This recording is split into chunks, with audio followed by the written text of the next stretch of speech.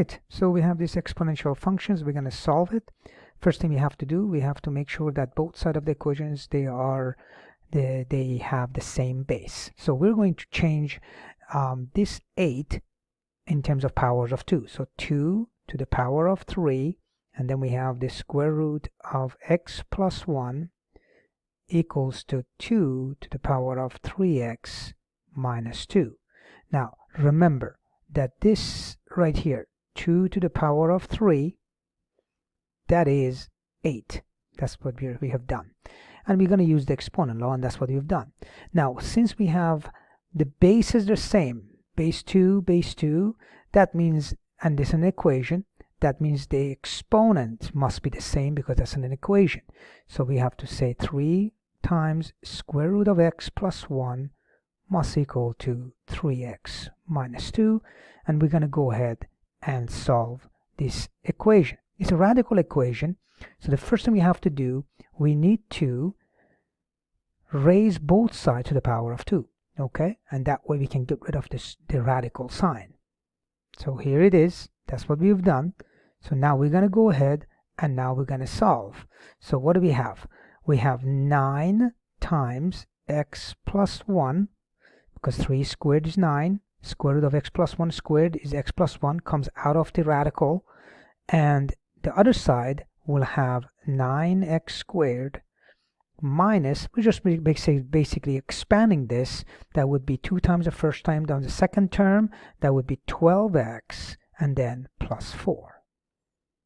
Then we are going to basically bring everything to one side.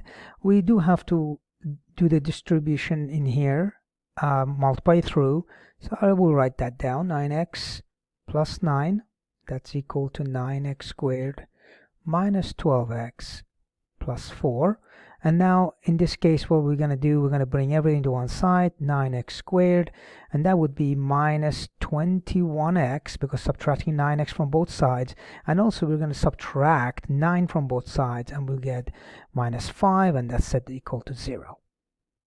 So now you're going to use quadratic formula, because this is not a factorable quadratic equation.